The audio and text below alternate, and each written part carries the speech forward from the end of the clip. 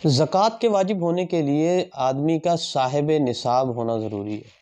अब साहिब निसाब शख्स कौन होता है? आमतौर पर हम ये समझते हैं कि जिसके पास 7.5 तोला सोना होगा, उस पर ज़कात वाजिब होगी, वो साहिब निसाब। हालाँकि ऐसा नहीं है। ये उस वक़्त है कि जब हमारे पास सिर्फ़ सोना हो, सोने के अलावा कोई चीज़ ना हो। हालाँकि ऐसा नहीं होता, हमारे पास सोने के अलावा नकदी वग़ैरह मौजूद होती है थोड़ी बहुत हर किसी के पास।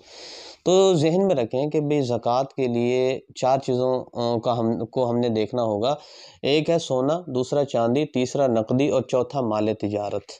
अगर इनमें से कोई 2, 3 या चारों ही थोड़ी-थोड़ी मौजूद हों और उनकी कीमत 52.5 तोला चांदी को पहुंच जाए, तो ऐसा शख्स साहिब निसाब है और ऐसे शख्स पर साल गुजरने के बाद ज़कात वाजिब हो जाएगी। मिसाल के तौर पर 20 रमज़ान मुबारक को मेरे पास इतना माल आ गया कि जो 52.5 तोला चांदी की कीमत को पहुंचता है, तो अगले साल 20 रमज़ान मुबारक को ही मुझ पर ज़कात अदा करना वाजिब होगी। तो जितना माल मेरे पास होगा, उसमें से मुझे ज़कात देनी पड़ेगी।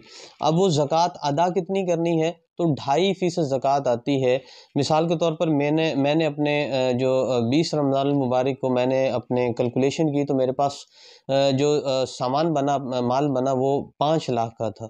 अब अगर मैंने किसी को कोई कर्ज़ देना है, तो इसमें से वो कर्ज़ मिन्हा कर दिया जाएगा। मिसाल के तौर पर मैंने 1 लाख रुपए किसी को कर्ज़ देना था, तो ये लाख रुपए उसमें से निकाल दिए जाएँगे। तो बाकी जो 4 लाख होगा, उसको हम 40 पे तक़सीम करेंगे, तो जो अमाउंट आएगी वो मेरी उस साल की ज़कात होगी। और एक ये बात भी ज़हन में रखनी चाहिए कि ज़कात का रमज़ान के साथ ताल्लुक नहीं है।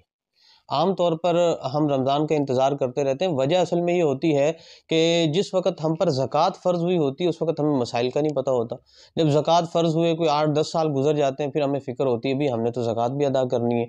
इसलिए फिर हम सोचते हैं कि भई रमज़ान में ज़कात अदा कर देंगे। तो असल तो ज़कात इंसान पर उस वक़्त वाजिब होती है जिस दिन इंसान साहिब निसाब हुआ। जिस तारीख़ को, इस्लामी तारीख़ को इंसान साहिब निसाब हुआ, अगले साल उसी तारीख़ को उस पर ज़कात अदा करना फ़र्ज़ होगी। तो हम जो ज़कात का रमज़ान तक इंतज़ार करते हैं, ऐसा इंतज़ार करना दुरुस्त नहीं है।